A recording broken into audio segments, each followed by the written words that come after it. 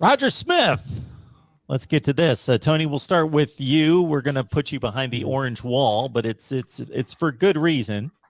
Roger, thank you so much for the contribution. You as well, Kevin. We see you flailing away like the robot on Lost in Space. Roger, thank you so much for the super chat.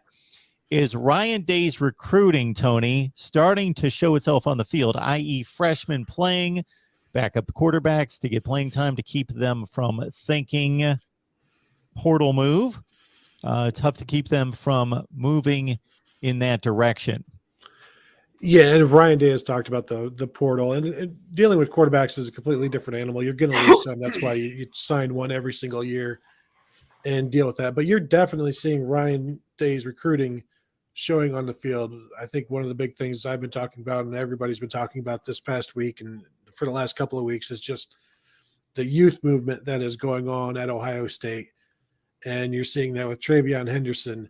You're seeing Paris Johnson as a sophomore starting. Redshirt freshman Luke Whippler at center. That's, those are two Ryan Day guys. You've got Jackson Smith and Jigba as a sophomore. You saw Emeka Egbuka the week before. Defensively, JT Tuimoloau, Jack Sawyer, Tyleek Williams at tackle. Those are all freshmen. Cody Simon is a sophomore. Denzel Burke, a true freshman. Lathan Ransom, a sophomore. Like all of these guys are Ryan Day signees. So you're definitely seeing his recruiting step up. You're also seeing the mixture of the last bastion of Urban Meyer's guys either leading the team or leaving the team. You also have seen a bunch of guys from the 2018 class, which hasn't panned out. And I think somebody at the Ryan Day's media session yesterday said like 8 or 9 of those guys have transferred out. And so you've got a young team and an old team, and you don't have much middle. And you're seeing I think that's one of the reasons things feel kind of weird.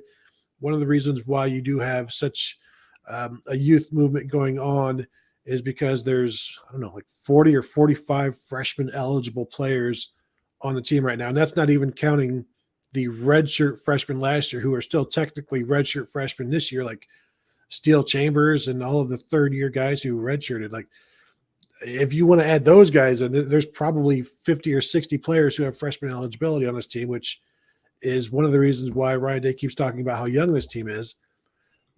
But I think it's clear to see the future is pretty bright with all of these guys, and you'll see more guys coming up. Marvin Harrison.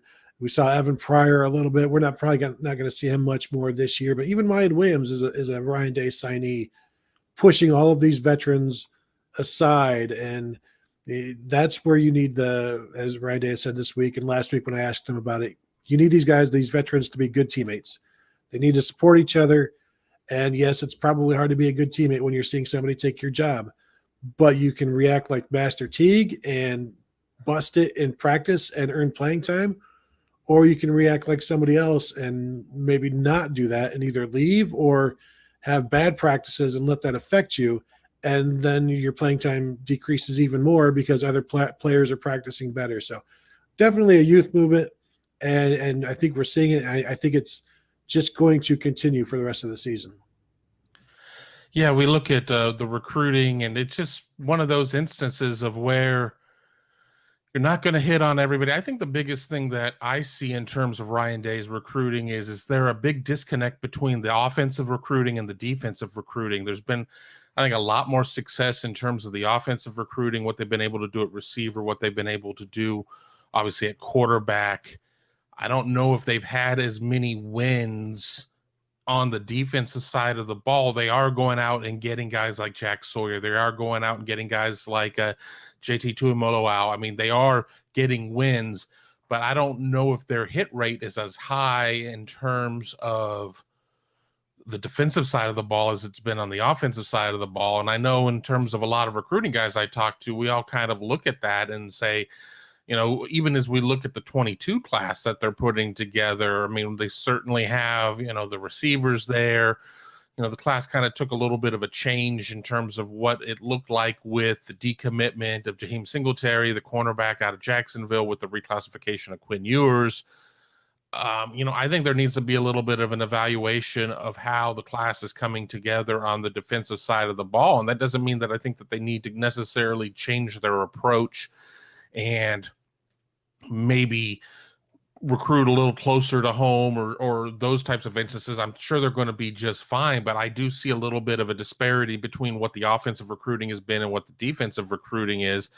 But if you have, to get back to Roger's question, if you have the freshmen playing, that just means that the freshmen are coming out and playing well. And that's it. You have to accept that for what it is. I mean, that's a win in some situations, but again, it's a loss in terms of guys that have been in the program 3 years, maybe 4 years, are not getting it done. But even Urban Meyer had his 20-60-20 principle of 20 guys are going to, overachieve and blow out the expectations you have.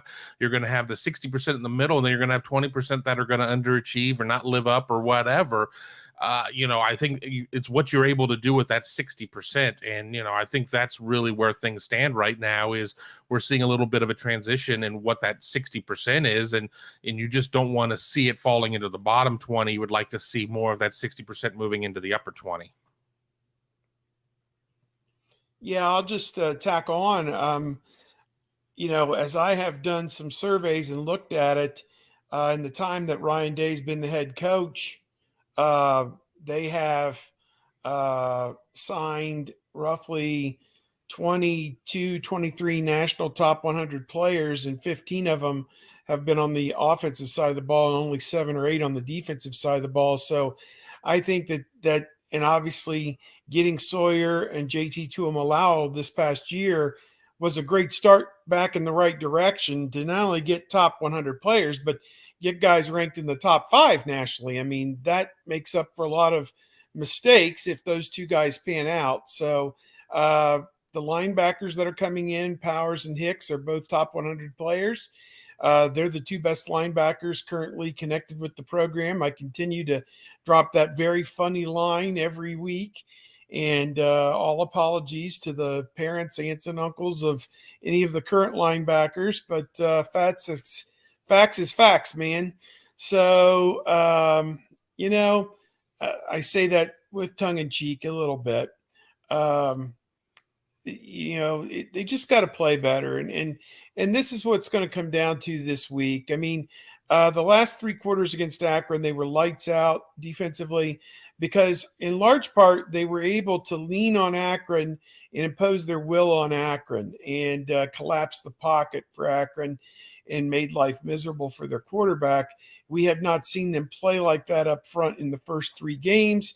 And it makes you wonder if they're going to revert back to that style or level of play this week when they get back into Big Ten play against Rutgers. I just watched the Rutgers-Michigan game again, and Rutgers is very rugged up front and not particularly explosive offensively and not particularly athletically gifted on defense, but they do a decent enough job defensively. So they play great team defense, as you might expect. So at any rate, some tough challenges coming up. I don't think Ohio State's offense against Rutgers defense is at where this game is going to be decided. It's going to be that other matchup. And we're going to find out if this defense is moving back toward respectability or if that one game where they played pretty well was just because of how bad Akron is.